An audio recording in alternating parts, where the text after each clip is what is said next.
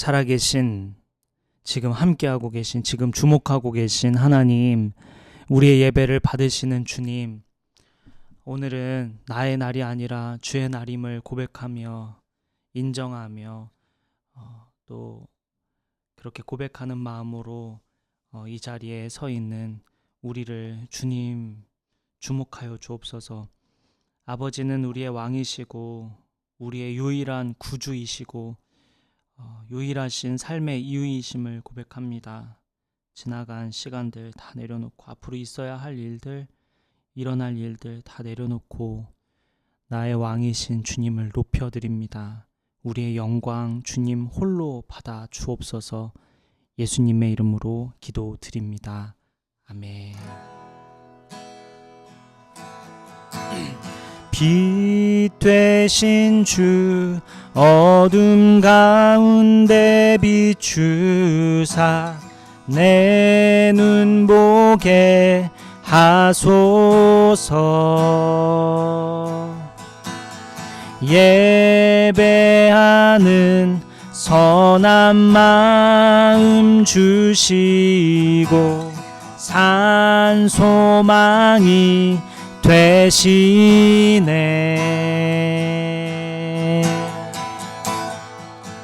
나 주를 경배하리 엎드려 절하며 고백해 주 나의 하나님. 오 사랑스런 주님, 존귀한 예수님, 아름답고 놀라우신 주. 빛 되신 주님, 빛 되신 주 어둠 가운데 비추사 내 눈 보게 하소서. 우리에게 예배하는 마음 주시옵소서.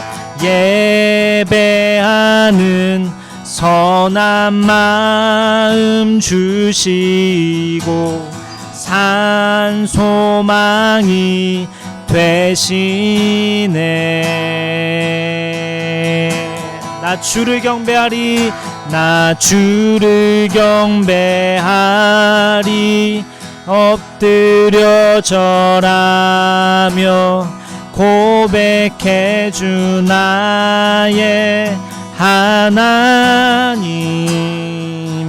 오 사랑스런 주님, 존귀한 예수님, 아름답고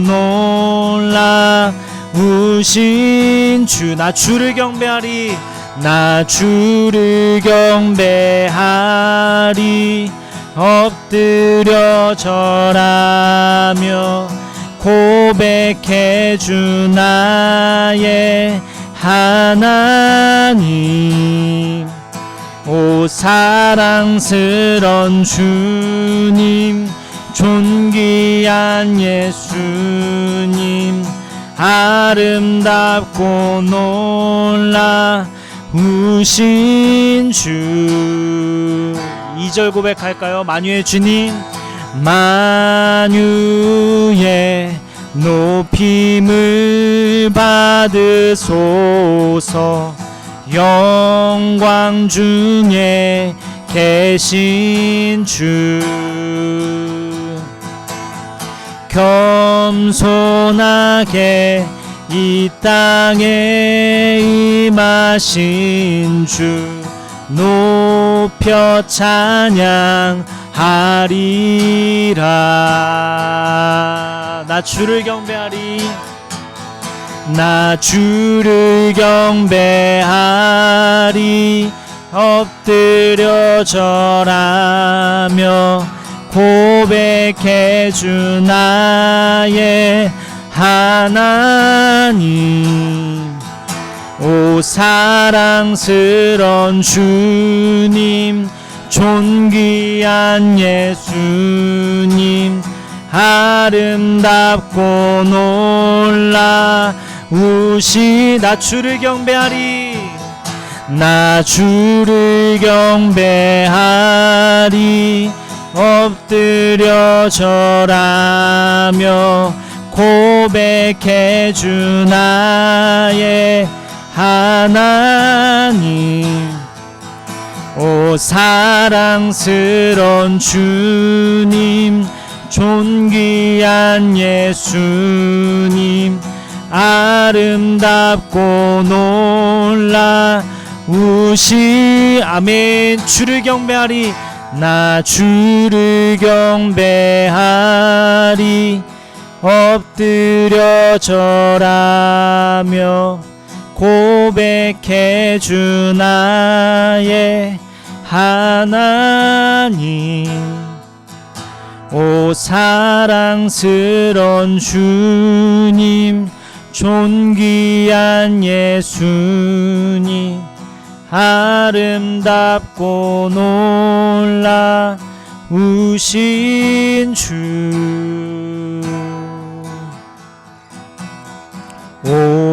오늘 우리 삶에 주의 일 행하시네. 실수가 없으신 완벽한 일하심으로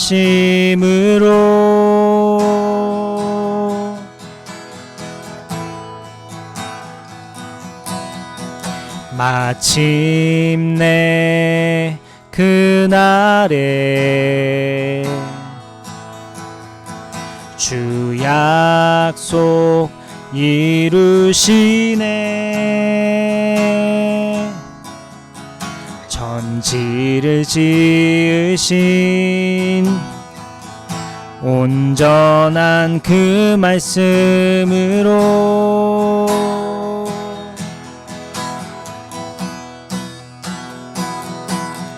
다시 밤이 없겠고 햇빛도 쓸데없으리. 하나님이 우리의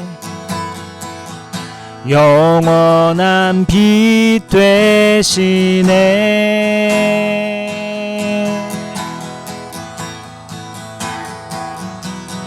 다시 눈물 없겠고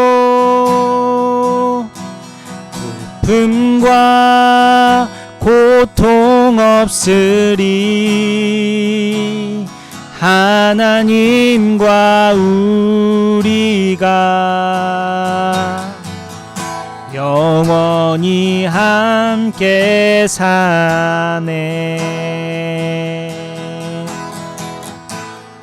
오늘 우리 삶에 오늘 우리 삶에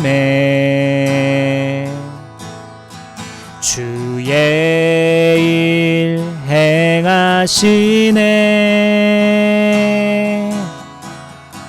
실수가 없으신 완벽한 일하심으로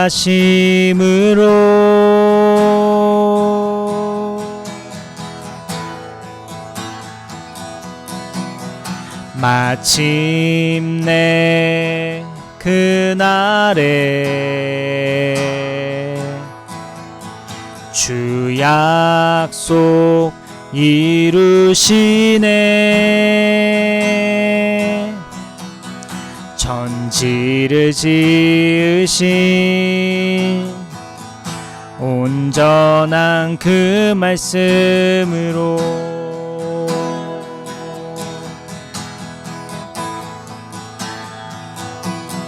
다시 밤이 없겠고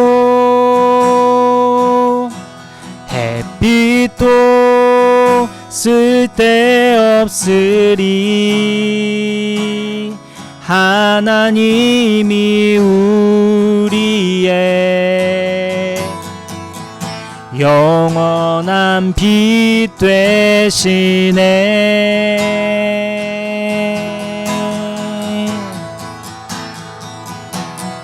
다시 눈물 없겠고 슬픔과 고통 없으리. 하나님과 우리가 영원히 함께 사네. 다시 밤이 없겠고 다시 밤이 없겠고 햇빛도 쓸데없으리. 하나님이 우리의 영원한 빛 되시네.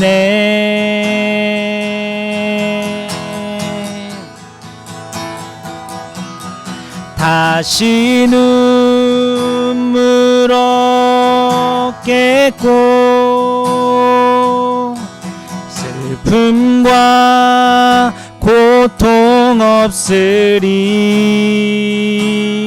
하나님과 우리가 영원히 함께 사네. 우리 천국을 생각하면서 우리 한 번 더 다시 밤이 없겠고 다시 밤이 없겠고 슬픔과 술패 없으리. 하나님이 우리의 영원한 빛 되시네.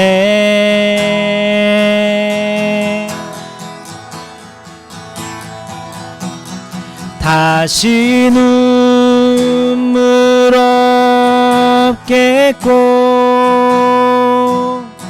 슬픔과 고통 없으리.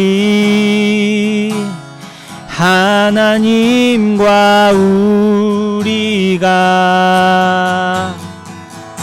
영원히 함께 사네. 마지막으로 한 번 더 고백할까요?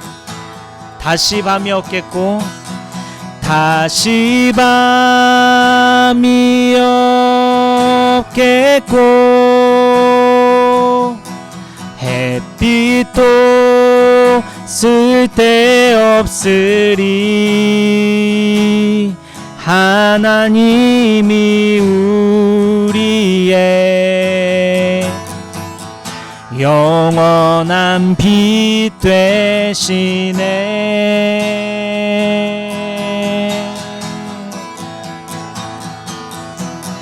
다시 눈물 없겠고 슬픔과 고통 없으리. 하나님과 우리가 영원히 함께 사네.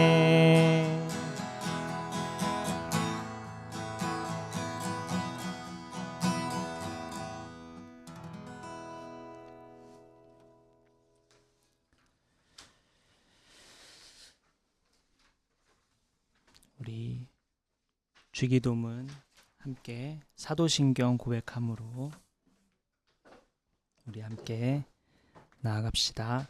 시작. 나는 전능하신 아버지 하나님 천지의 창조주를 믿습니다.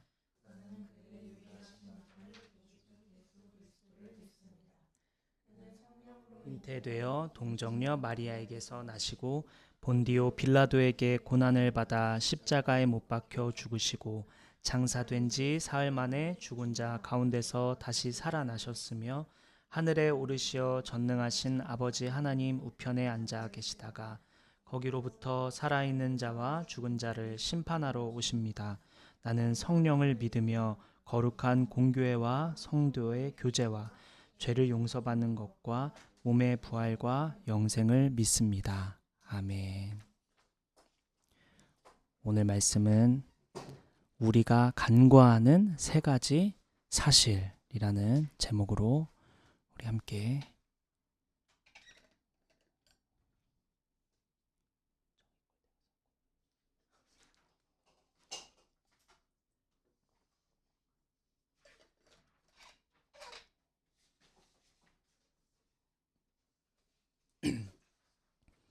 우리가 간과하는 세 가지 사실 제목으로 우리 요한복음 6장 52절부터 71절까지의 말씀입니다.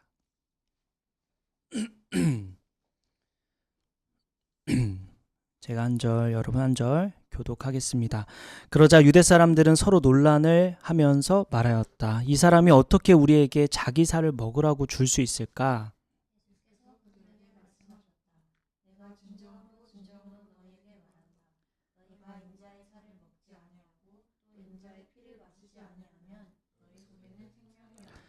내 살을 먹고 내 피를 마시는 사람은 영원한 생명을 가지고 있고 마지막 날에 내가 그를 살릴 것이다. 내 살을 먹고 내 피를 마시는 사람은 내 안에 있고 나도 그 사람 안에 있다.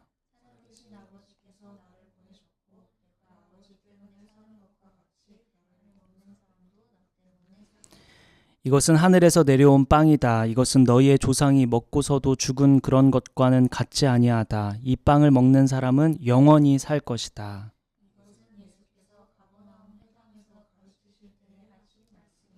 예수의 제자들 가운데서 여럿이 이 말씀을 듣고 말하기를 이 말씀이 이렇게 어려우니 누가 알아들을 수 있겠는가 하였다.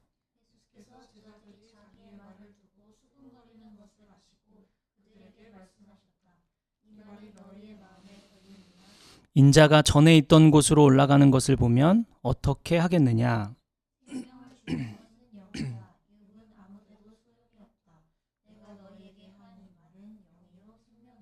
그러나 너희 가운데서는 믿지 않는 사람들이 있다. 처음부터 예수께서는 믿지 않는 사람이 누구이며 자기를 넘겨줄 사람이 누구인지를 알고 계셨던 것이다.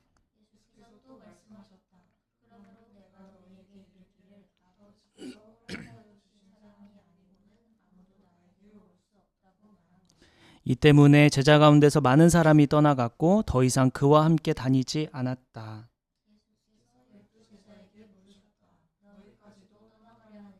시몬 베드로가 대답하였다. 주님, 우리가 누구에게로 가겠습니까? 선생님께는 영생의 말씀이 있습니다.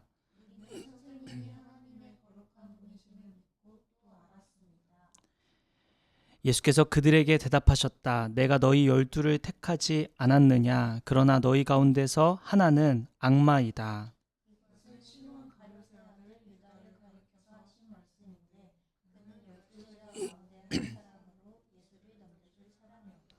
아멘. 여기까지요.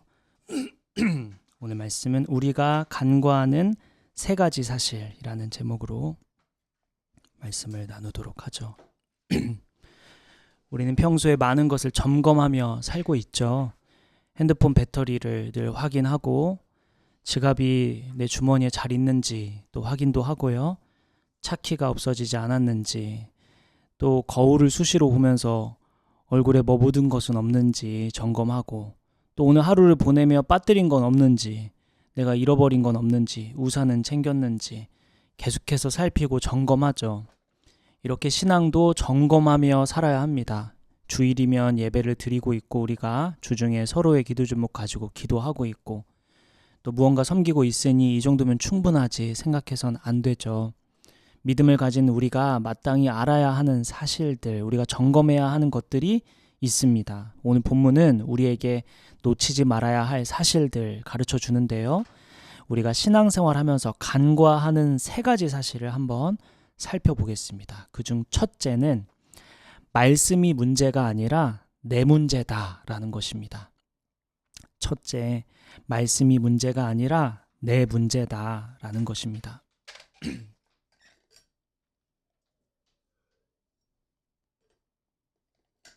오늘 본문 52절부터 53절까지의 말씀입니다.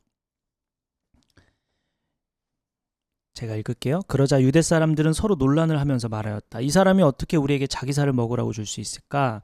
예수께서 그들에게 말씀하셨다. 내가 진정으로 너에게 말한다. 너희가 인자의 살을 먹지 아니하고 또 인자의 피를 마시지 아니하면 너희 속에는 생명이 없다. 요한복음 6장은 오병이어 사건으로 시작했어요. 아주 우리 오래전에 우리 가정의 달을 맞이해서 가족 시리즈 하기 전에 오병이어 사건 살펴봤는데요. 5,000명을 먹이신 후에 무리가 예수님을 따라가죠. 그런데 예수님은 무리가 자신을 따라오는 이유, 그 동기를 꿰뚫어 보고 계셨어요. 두 가지 동기가 있었는데, 첫째는 요한복음 6장 15절에 보면 사람들이 와서 자기를 모셔다가 억지로 왕으로 삼으려 한다라는 것을 알고 계신다고 했어요. 사람들은 로마로부터 해방시켜줄 사람, 예수님이 되어줄 거라고 믿고 그렇게 되기를 바랬습니다. 자기가 원하는 모습이 있었죠. 로마로부터 해방돼야지, 이런 모습들. 꿈꾸는 삶이 있었어요. 그 삶을 이루어주길 바래서 예수님께 따라온 거죠. 그것을 이루어주길 바라는 마음, 내가 원하는 삶의 방향대로 이루어지길 바라는 마음에서 예수님을 따라갔던 거죠. 두 번째 동기, 첫 번째는 내 원하는 대로 이루어지길 바랬고, 두 번째 요한복음 6장 26절에 드러나는데 너희가 나를 찾는 것은 빵을 먹고 배불렀기 때문이다, 이렇게 분명하게 짚고 넘어가시죠. 배부르게 해주는 예수님을 원했던 거예요. 당장의 어려움, 당장의 배고픔, 당장의 문제를 해결해 줄 수 있는 사람, 즉시 만족을 주고 즉시 행복을 주고 즉시 평안을 주고 당장 만족시켜줄 사람을 원했는데 그게 예수님이라고 생각하고 따라온 거죠. 이 두 가지 동기. 로마로부터 해방시켜줄 왕, 당장의 배고픔을 해결해줄 사람, 내가 원하는 삶을 이루어줄 사람, 지금 당장 문제를 해결해줄 사람, 그걸 원해서 예수님 따라온 거죠. 자기가 원하는 대로, 자기가 원하는 욕구를 채워줄 존재를 원해서 예수님 따라왔던 거죠. 성경 본문에 나타난 이 사람들, 무리들이 가진 동기와 오늘날 우리가 가진 동기와 어떨까요? 비교해 볼까요? 오늘 여러분은 하나님을 향해 바라는 것이 무엇인지 한번 떠올려 봅시다. 혹시 여러분은 하나님께 내가 원하는 삶을 이루어주시길 바라고, 내가 꿈꾸는 삶을 이루어주시기를 바라고, 지금의 어려움들, 지금의 문제들, 지금의 욕구를 당장 해결해 주시기를 바라고, 즉시 만족스럽고 즉시 행복하고 즉시 평안하기를 바라고 있지는 않은지 우리의 기도 제목을 한번 살펴봅시다. 하나님께 우리는 무엇을 구하고 있을까요? 하나님께 무엇을 바라고 있을까요? 혹시 그것이 오늘 본문의 무리들과 닮지는 않았는지요? 다시 본문으로 돌아가 보면 두 가지 동기를 가진 무리들에게 예수님이 이제 이렇게 말씀하시는 거예요. 내 살을 먹고 내 피를 마셔라. 이 두 가지 동기를 가진 사람에게 내 살을 먹고 내 피를 마셔라, 이렇게 말씀합니다. 생각해봐요. 로마로부터 해방시켜 주셔서 자유를 주시고 평안을 내려주시길 바라는 마음으로 예수님을 쫓아왔는데 갑자기 내 살을 먹고 내 피를 마셔라. 좀 당황스럽죠. 배고픈 문제, 당장 필요한 것을 채워주길 바라는 마음에서 쫓아왔더니 갑자기 내 살을 먹고 내 피를 마셔라. 좀 당황스럽죠. 자신의 바램과 다른 요청, 자신이 생각한 방향과 다르게 흘러가니까 당황스럽죠. 또 한 가지 당황스러운 게 있는데 레위기 17장 14절, 레위기 17장 14절을 보면 모든 생물의 피를 먹지 말라, 이렇게 명령하고 있습니다. 레위기 17장 14절에 피를 먹는다는 것은 당시에 혐오스러운 일이었고 불가 안 되는 일이었어요. 근데 예수님이 자신의 피를 마시라고 하고 있어요. 얼마나 당황스러운가요? 내 평안을 주시길 바라는 마음, 내가 뭔가를 이루어 주시기를 바라는 마음, 내가 꿈꾸는 대로 내가 원하는 삶을 이루어 주시길 바라는 마음에서 왔는데 내 살을 먹고 피를 마셔라? 이거는 율법에서도 어긋나는 일이고 내가 원하는 것과 완전히 다른 방향이죠. 당황스럽죠. 마치 이런 거예요. 오늘 회사에서 좀 지치고 위로가 필요해서 어느 교회 수요예배 참석을 했어요. 좀 지치고 위로가 필요한데, 근데 거기 말씀에서 갑자기 용기를 가지라는 말씀. 나 지금 위로가 필요한데, 나 지금 좀 지쳤는데 갑자기 웬 용기야. 후회가 되고 우울한 마음으로 주일 예배 참석했는데 하나님 앞에서 막 갑자기 재정훈련 얘기를 하고 있어요. 나 지금 우울한데 갑자기 뭐 재정리가 왜 나오는 거야, 갑자기 뜬금없이. 말씀이 깊이 배우고 싶어서 말씀 제자 훈련에 참여했는데 인도자가 자꾸 공동체 교제를 막 강조하고 있어. 나 지금 말씀 배우러 왔는데 갑자기 뭐 공동체 교제야. 이런 생각. 자신이 바라고 원하는 것과 전혀 다른 방향의 메시지. 오늘 본문의 무리들이 그런 상황에 놓인 거죠. 그래서 오늘 본문 60절에 사람들이 이렇게 반응하는 거예요. 60절 한번 볼게요. 본문 60절로 돌아가 볼게요. 본문 60절 함께 읽어볼까요? 시작. 예수의 제자들 가운데서 여럿이 말씀을 듣고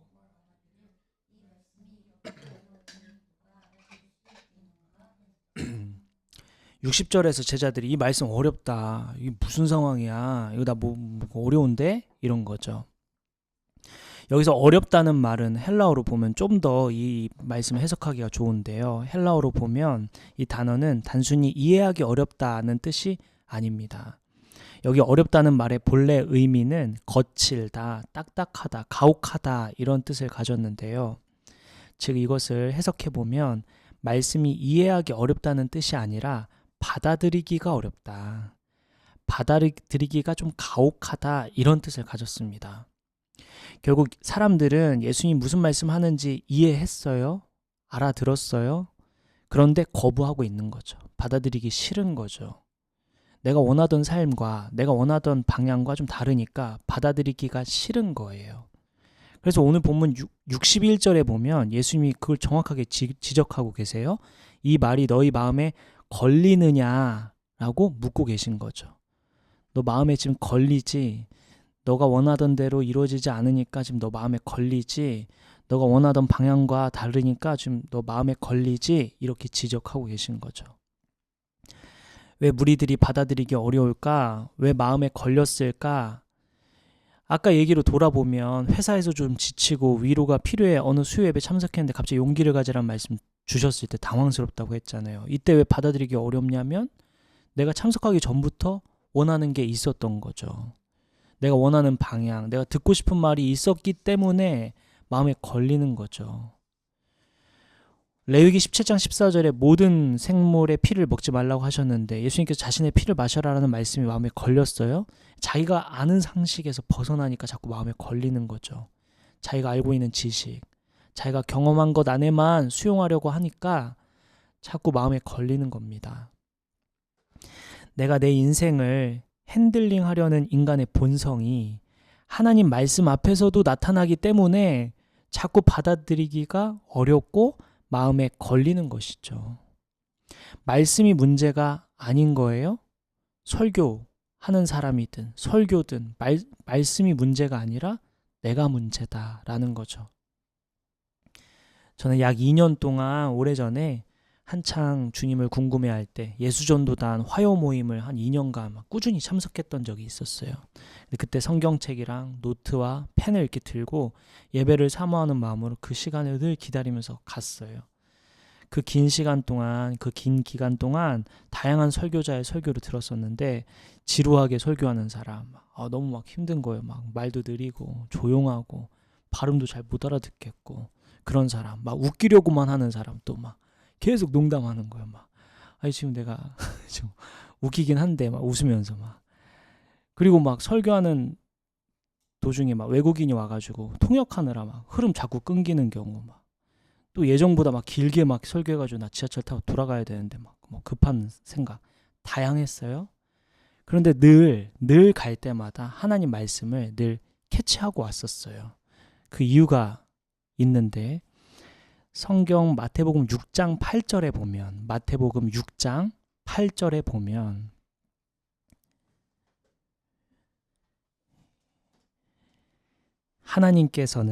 아버지께서는 너희가 구하기 전에 너희에게 필요한 것이 무엇인지 이미 알고 계신다라는 말씀 때문이었어요.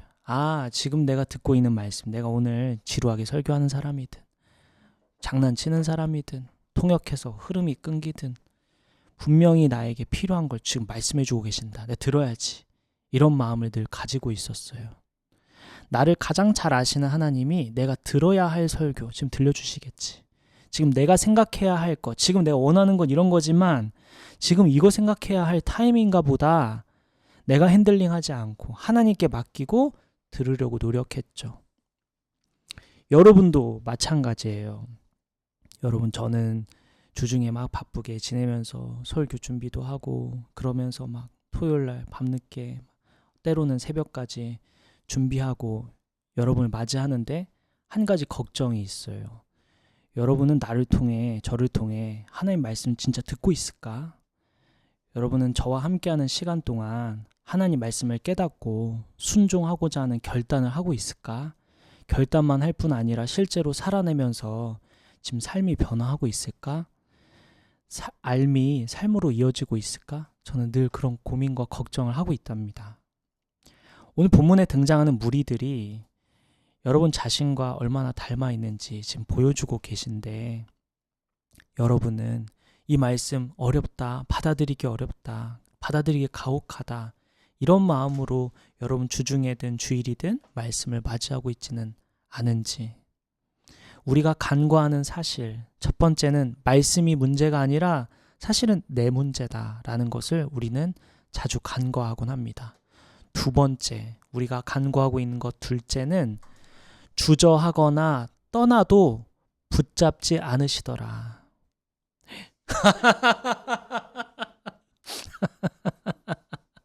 주저하거나 떠나도 붙잡지 않으시다. 오늘 본문 63절 한번 보죠. 오늘 본문 63절 함께 읽을게요. 시작. 생명을 주는 것은 영이다. 육은 아무데도 소용이 없다. 아멘. 인간은 악하죠. 우리는 악해요. 그래서 자기중심적이고 이기적입니다. 그런데다가 사탄은 세상을 통해 우리를 끊임없이 유혹하며 흔들어 놓죠. 연약한 인간은 그 유혹에 막 넘어가 세상을 사랑합니다. 보이는 것만 가치 있게 여기죠. 그래서 예수님께서 오늘 본문 63절에 이렇게 말씀하는 거예요. 살리는 것은 영이다. 육은 무익하다. 살리는 것은 영이라고 할 때 이 영은 푸뉴마, 우리가 많이 들었던 성령입니다. 그리고 무익한 것은 육이라고 했는데 헬라어로 사르크스, 여기서 육은 단순히 몸을 가리키는 게 아니고요. 하나님 없는 인간의 자연적 능력, 예를 들면 뭐 인간의 이성이라든지 인간의 감각, 판단력, 의지력 이런 것들을 지금 육을 의미하는데 육이라고 표현하고 있는 건데, 이거는 사람을 살리지 못한다 이런 말을 하고 있는 겁니다. 결국 예수님께서 말씀하신 살리는 것은 영이니 육은 무익하다라는 말씀의 뜻은 인간적인 방식으로, 이성으로, 인간의 감각으로, 판단력으로, 의지력으로 하나님의 말씀을 이해하려 하면 받아들이기 어려울 거야 라는 말씀입니다. 신앙생활을 할 때 육을 따라 나아가면 그거 살리지 못해 이런 말씀하고 있는 겁니다. 인간적인 방식을 내려놓고 성령으로 이해하고 성령으로 살아야 진짜 살아날 수 있어. 그래야 살 수 있어. 이런 얘기를 하는 겁니다. 말씀을 정리해보면 당시 무리들은 로마로부터 해방되면 자유가 주어지고 행복하고 평안하고 제대로 살 수 있다고 생각했죠. 이것만 해결되면, 로마로부터 해방만 되면 이거 우리 행복할 거야. 이게 바로 육적인 방식의 사고방식이었죠. 또한 배고픈 문제, 지금 당면한 여러 문제들, 이거 진짜 배고픈 문제, 이거 중요한 거잖아요. 해결해 주셔야죠. 지금 자녀가 배고파서 죽게 생겼는데 이거 맞는 말이기는 해요. 논리적이고 합리적인 말이에요. 그런데 이게 사람을 살리는 게 아니라는 얘기를 하고 계신 겁니다. 살리는 것은, 우리가 살아나는 것은, 우리가 사는 길은 오직 성령이다. 성령의 도우심이다. 성령이 깨닫게 해주시는 것, 그 이해와 성령의 도우심으로 우린 살 수 있다. 이런 거죠. 그러면서 오늘 본문 63절 후반절에 보면 내가 너희에게 한 이 말은 영이요 생명이다. 즉 사람들이 받아들이기 어렵다고 마음에 걸린다고 했던 그 말씀들이 사실은 영이고 생명이라는 거죠. 아, 내가 오늘은 이런 말 듣고 싶었는데 다른 얘기가 들려오네. 아, 이게 나를 살리는 말씀인가 보구나 라는 걸 얘기해주고 있는 거죠. 받아들이기 어렵고 마음에 걸리는 이러한 얘기들이 사실은 영이고 생명이다라는 거죠. 하나님께서는 우리에게 필요한 것을 미리 알고 주시는 분이시기 때문에 내가 의도하지 않고 내가 바라지 않던 말씀을 듣더라도 그때 사실은 그 말씀은 나를 살리는 하나님의 말씀이고 생명의 말씀이라는 것이죠. 오늘 여러분 또한 말씀 앞에 서 있는데 여러분이 듣고 싶은 말씀, 깨닫고 싶은 말씀들이 이미 이전에 있었을지도 모릅니다. 여러분의 기대와 다르게 오늘 말씀이 전해지고 있을지도 몰라요. 그러면 더욱더 주목하고 더 귀 기울일 필요가 있는 거죠. 하나님 말씀 자체가 영이고 생명이기에 어떤 말씀이든 버릴 게 없기에 어떤 말씀이든 생명을 주시기에 우리가 주목하고 밝히 깨달아 알아야 하는 거죠. 오늘 본문 64절로 가볼까요? 본문 64절 제가 읽을게요. 그러나 너희 가운데서 단테는 믿지 않는 사람들이 있다. 처음부터 예수께서는 믿지 않는 사람이 누구이며 자기를 넘겨줄 사람이 누구인지를 알고 계셨던 것이다. 살리는 것은 영이고 육은 무익하다고 말씀하셨죠. 그리고 예수님 주변 사람들이 그 말씀을 들었는데도 불구하고 오늘 본문 64절에 보니까 믿지 않는 사람들이 있는 겁니다. 말씀을 직접 들려주시는데도 받아들이지 않고 주저하고 있는 거죠. 방금 너희가 이해되지 않고 방금 너희 마음에 걸리는 거 그 너희한테 생명이야 라고 했는데도 불구하고 방금 가르쳐줬는데도 불구하고 여전히 주저하고 받아들이지 않는 사람들이 있었던 거죠. 하나님 저에게 3번 말씀해 주시면 제가 믿을게요. 저에게 확신 주시면 제가 믿을게요. 그래서 하나님께서 분명한 방법을 알려주셔요. 분명하게 깨닫게 해주셔요. 그런데도 주저하는 거죠. 그래도 못 믿겠는데요. 혹시 저와 여러분들이 이미 하나님께서 뜻을 다 밝히셨는데도 불구하고 우리에게 원하는 것이 무엇인지 우리가 어떻게 살아가야 하는지 말씀해 주시는데도 불구하고 그 말씀을 믿지 않고 그대로 살고 있지 않다면 오늘 돌아서야 하는 거죠. 예레미야 25장 4절 한번 볼까요? 예레미야 25장 4절 말씀.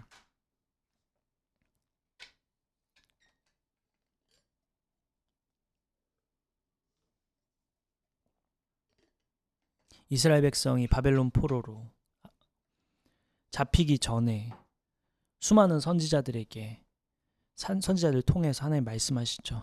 예레미야 25장 4절 함께 읽을게요. 시작. 주님께서는 여러분에게 주님의 종 예언자들을 보내시되 꾸준히 보내셨으나 여러분은 예언자의 말도 듣지 않았습니다. 여러분들은 들으려 하지도 않았고 귀를 기울이지도 않았습니다. 바벨론 통해서 이스라엘이 유다가 무너질 때까지 계속 선지자를 통해서 돌아서야 한다. 계속 말씀하셨지만 듣지 않았죠. 밝히 말씀하셨는데도 주저하고 있고 그런 거죠. 오늘 주님이 혹시 우리가 그러고 있지 않은지 돌이키라고 지금 기회 주고 계신 거죠. 오늘 본문으로 돌아가서 66절을 한번 봅시다. 오늘 본문 66절.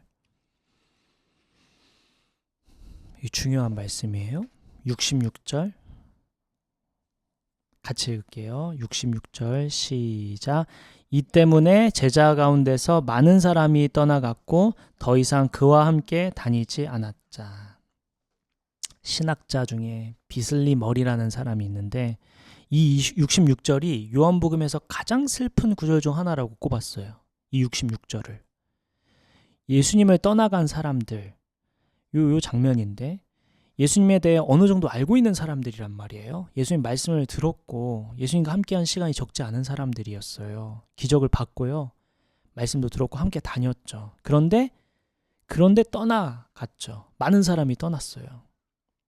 근데 이 말씀 자세히 한번 보면요. 주의 깊게 보면요. 떠나가는 사람을 어떻게 하시죠? 쫓아가시나요? 타이르시나요? 붙잡나요? 그냥 두십니다. 하나님 주저하는 사람이나 떠나가는 사람을 안 붙잡으세요. 손해는 누구냐? 주저하고 떠나간 사람이 사실은 손해죠. 떠나간 행동의 책임은 그에게 있죠. 우리가 이것을 간과하는 거죠. 우리는 이런 기대를 해요. 내가 잠시 떠나도 돌이켜 주시겠지. 내가 죄를 지어도 회개하고 돌아서면 되겠지. 회개하면 그만이겠지. 하나님께서 계속 기회 주시겠지. 하나님께서 특별한 방식으로 붙잡아 주시겠지. 하나님께서 나를 설득해 주시겠지. 증거를 보여주시겠지. 기도가 안 되고 말씀이 안 읽히고 교회가 멀어지고 신앙이 형식적인 모습이 될 때 하나님 극적인 방식으로 나를 붙잡아 주시겠지. 그런데 오늘 본문을 통해 우리가 확인할 수 있는 사실은 예수님은 주저하고 떠나는 사람을 붙잡거나 설득하거나 돌이키지 않으십니다. 우리가 간과하고 있는 거죠. 하나님 계속 용서해 주시고 기회 주시고 그렇겠지. 그러니까 막 나 편히 이렇게 죄짓고 나 편히 하나님 뜻 벗어나서 자유롭게 살아도 괜찮겠지. 하나님은 용서해 주시는 분이니까, 자비로우신 분이니까. 그런데 오늘 본문에 어떤가요? 안 잡으시죠. 그대로 두십니다. 설득하지 않으십니다. 제가 수많은 기독교인들 보면서 깨닫는 것은 주변의 동기들, 주변의 선배들, 후배들, 여러 교회의 사례들을 제가 많이 듣잖아요. 우리 믿는 자들이 특징이 너무 수동적이죠. 너무. 신앙에서 너무 수동적입니다. 너무. 하나님께서 교회가, 목사가, 장로가, 권사가 다 해줘야지 이런 생각들. 탓도 하죠 이제. 근데 아니죠. 내가 해야죠. 내가 손 내밀어야 하고, 내가 섬겨야 하고, 내가 베풀어야 하고, 내가 헌신해야 하고, 내가 말씀을 가까이 해야 하고, 내가 기도해야 하고, 내가 담당해야 하고, 내가 바꿔야 하고, 내가 바뀌어야 하고, 내가 읽어야 되고, 내가 줘야 하죠. 하나님은, 예수님은 끊임없이 먼저 다가오기를 기다리고 계시고, 또 다가온 그에게 은혜를 베푸시는 분인데, 우리 계속 간과하는 것은 기회 주시겠지? 또 특별한 방법으로 나를 붙잡아 주시겠지?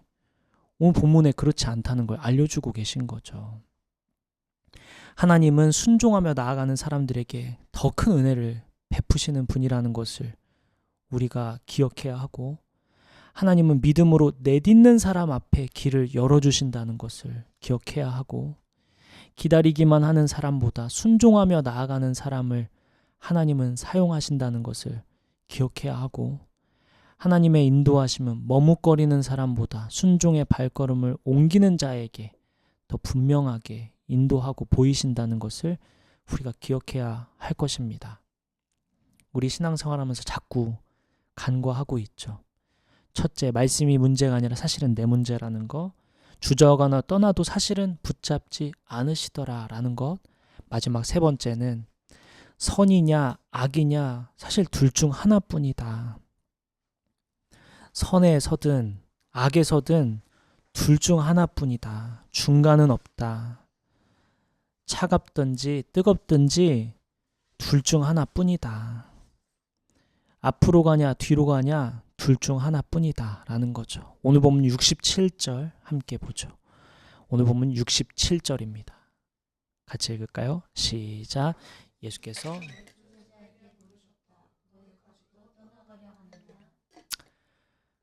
많은 사람이 떠나갔죠. 예수님 붙잡지 않으셨어요. 자신의 선택을, 인간의 선택을 그대로 두십니다. 그리고 예수님이 남아있는 12제자를 통해 향해 물으시죠. 너희도 떠나가려느냐? 너희도.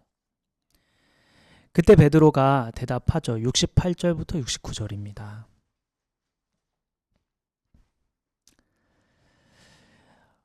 거기 예수님께서 너희도 떠나가려느냐 하는 질문에 베드로가 대답하는 장면이 68, 69절인데 예수님의 질문에 베드로의 대답은 세 가지 의미를 담고 있어요. 68, 69절은 세 가지 의미로 정리해 볼 수 있는데, 첫째는 우리가 누구한테 가겠습니까? 누구에게 가겠습니까? 이 말은 다른 선택지가 없다는 의미인데, 이 본문을 잘 살펴보면, 원문이라는 걸 살펴보면 여러 선택지 중에 예수님이 가장 좋다는 의미가 아닙니다. 여기의 표현은 예수님 외에는 없습니다. 이런 표현이에요. 다른 선택지 중에 예수님 제일 좋은데요? 가 아니라 우리가 누구한테 가겠습니까? 라는 말은 예수님밖에 없습니다. 우리가 누구한테 갑니까? 라는 말은 우리 예수님밖에 없습니다. 다른 선택지 없습니다. 예외가 없습니다. 다른 거 없습니다. 오직 주님뿐입니다. 라는 표현이에요. 그런 마음, 그런 고백인 거죠. 두 번째는 선생님께는 영생의 말씀이 있습니다. 라는 표현. 예수님과 함께 해야 살 수 있음을 안다는 표현입니다. 우리가 선생님과 함께 있어야만 살 수 있습니다. 라고 고백하고 있는 거죠. 첫 번째, 저희 예수님 말고는 없어요. 두 번째, 예수님만 예수님이 저를 살리시는 분이에요. 예수님만이 살릴 수 있어요. 예수님과 함께해야 제가 살 수 있어요.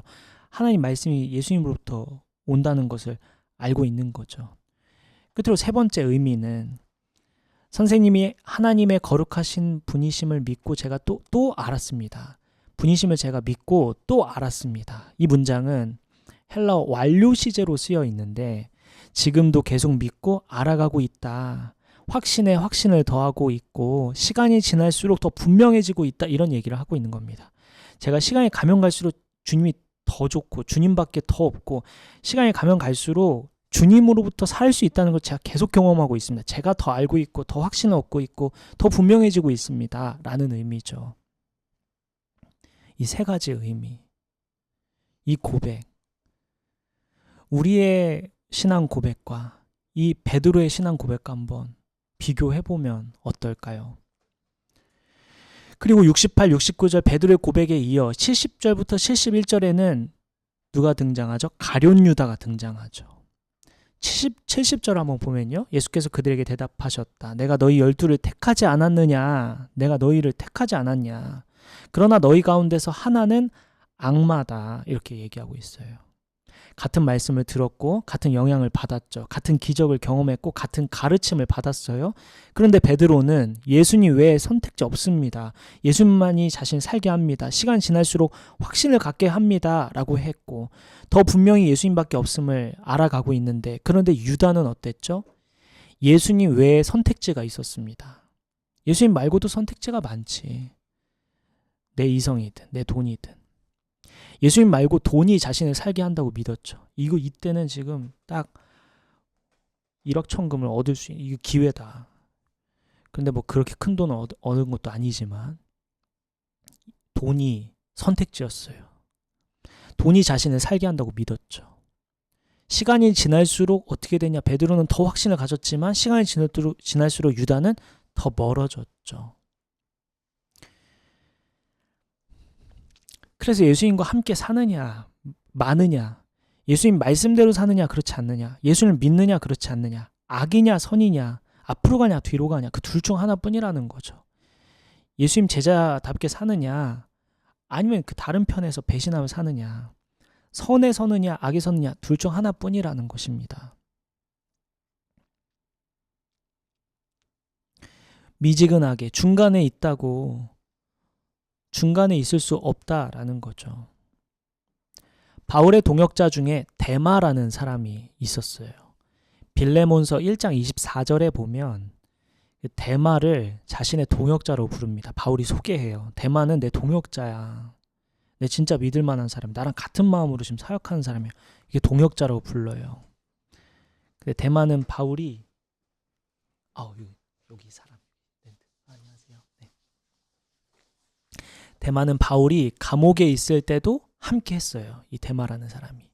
함께 말씀을 읽었고 나누고 또 함께 사역하면서 같은 경험을 하고 같은 하나님의 일하심을 보았죠. 감옥에도 같이 갈 정도로 완전한 동역자였죠. 그런데 바울이 죽기 전 마지막으로 쓴 편지인 디모데후서 4장 10절을 보면 데마에 대해 이렇게 표현하고 있는데 한번 찾아볼까요? 디모데후서 4장 10절입니다.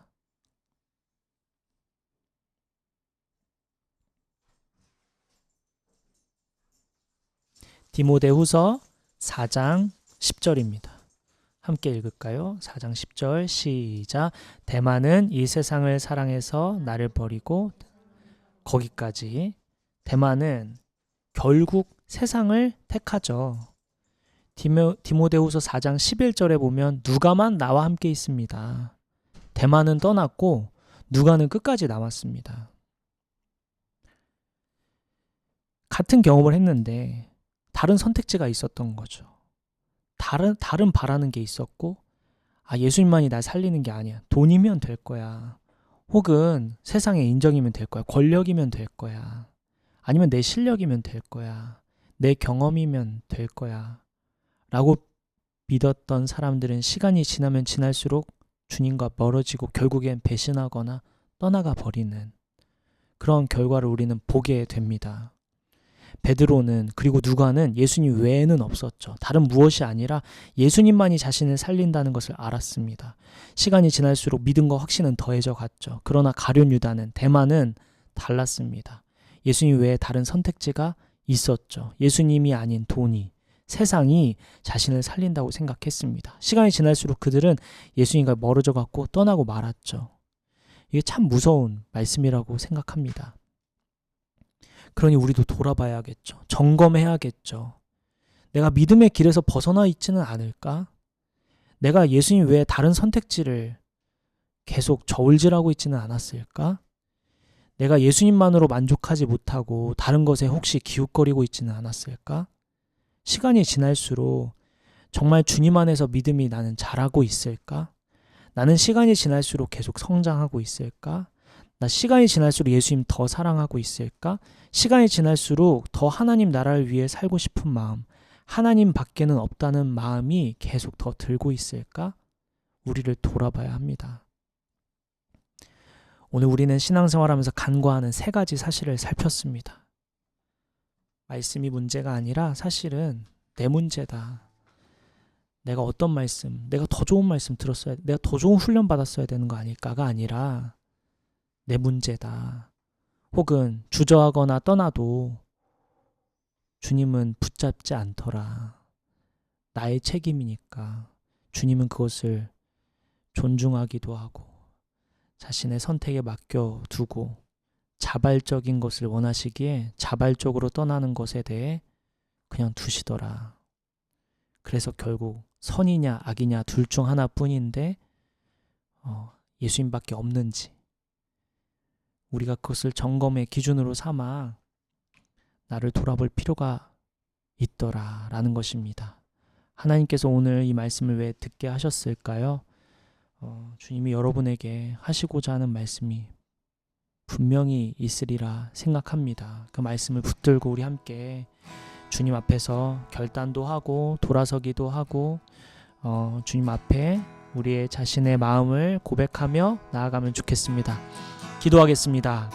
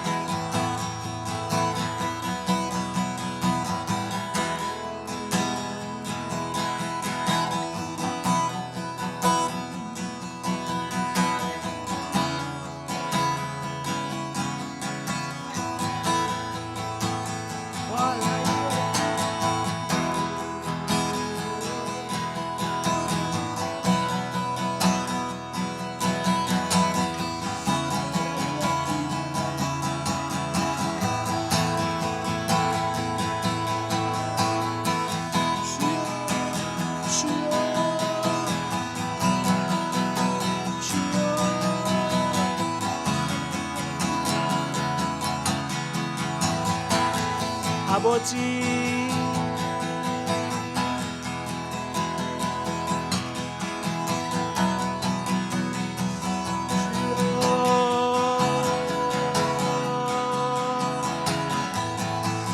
주여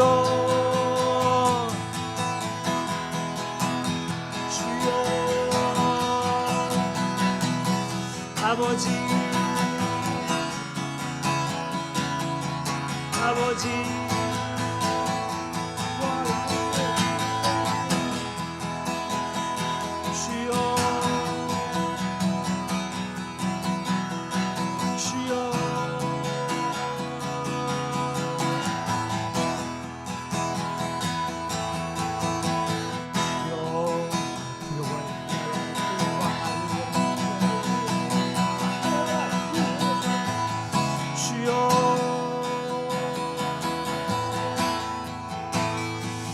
주여 아버지 주여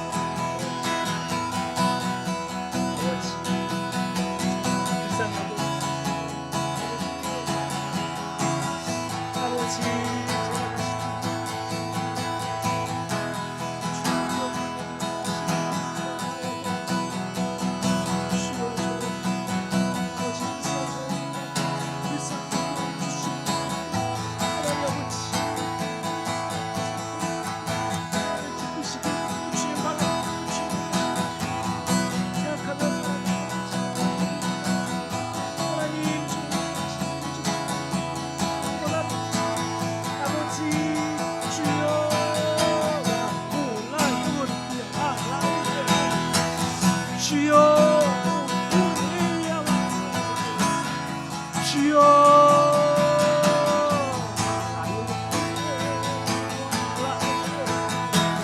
아버지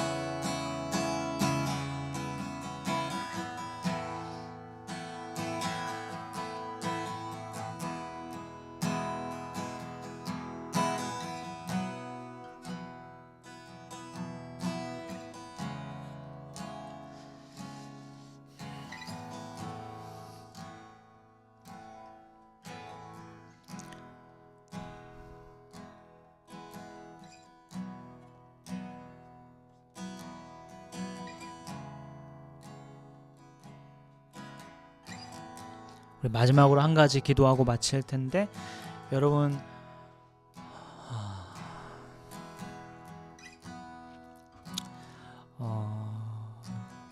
가족 중에서 아직 하나님을 알지 못하는, 예수님의 이름은 알지만 아직 예수님을 만나지 못한 가족들 위해서 기도하고요. 가족 중에 또 아픈 가족들을 위해서 또 기도하면 좋겠습니다.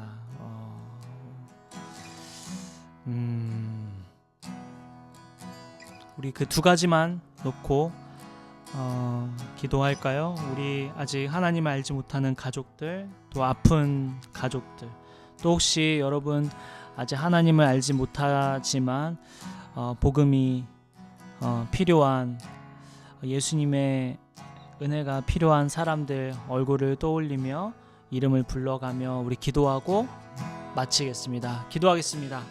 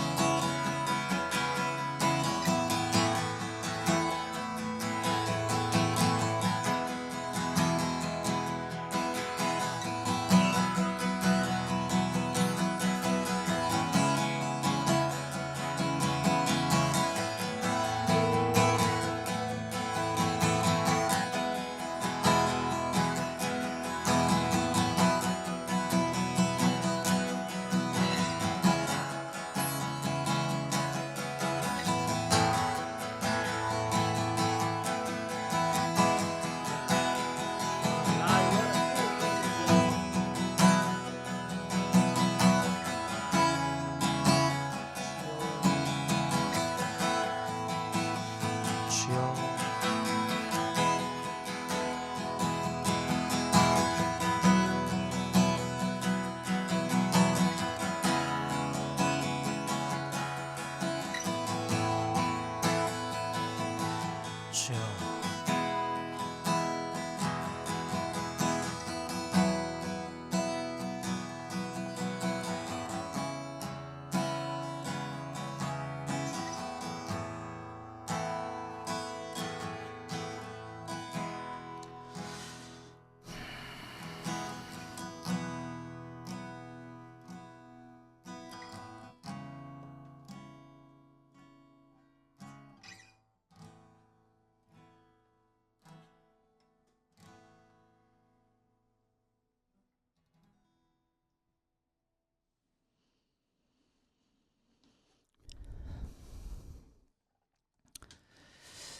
살아계신 하나님, 우리의 중심을 보시는 하나님, 우리의 마음을 아시는 하나님, 2000년 전 예수님께서 이 땅을 거니셨고 사람들을 보셨고 죽으셨고 다시 사셨고 하늘로 올라가셨죠. 진짜로 존재하시고 또 역사하시는 분이신데 우리의 일상 속에서 우리가 하나님을 잊어버리고 살 때가 너무 많습니다. 또한 신앙생활하면서 우리가 간과하는 것들도 너무 많습니다. 아버지, 오늘 다시 돌이켜 방향을 틀어 우리의 시선과 우리의 마음, 우리의 생각이 주님을 향하여서 다시 걸어가고자 합니다. 오늘 새로운 또 기회를 주셨으니, 오늘 하루라는 선물을 주셨으니 주께서 주신 오늘 하루부터 다시 바른 길로 걸어가길 원합니다. 우리의 발걸음에 주님 은혜를 더하여 주시고 축복하여 주옵소서. 한 주 동안 우리가 또 각자 다양한 일 가운데 거할 텐데 주님이 지혜 주시고 은혜 주셔서 넉넉히 잘 감당할 수 있도록 인도해 주시고, 아직 예수님 이름은 알지만 만나지 못한 가족들을 위해서 기도했습니다. 또 주변 사람들을 위해 기도했습니다.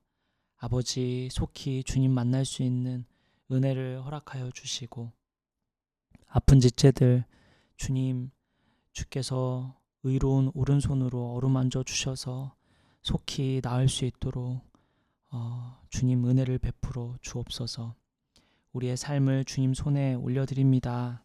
한 주의 삶을 주님 손에 올려드립니다.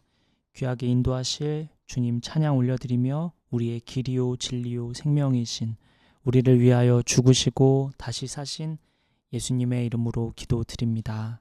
아멘. 축도하겠습니다. 이제는 우리 주 예수 그리스도의 은혜와 하나님의 크신 사랑과 성령님의 감화 감동 교통 역사하심이 한 주 동안 우리 간과하고 있던 이 세 가지 사실을 마음에 품고 다시 돌이켜 주님께로 걸어가기로 결단하는 저와 여기 모인 성도들, 온라인으로 예배하는 모든 성도들 머리 위에 지금부터 영원까지 함께해 주시기를 간절히 기도하며 축원하옵나이다. 아멘.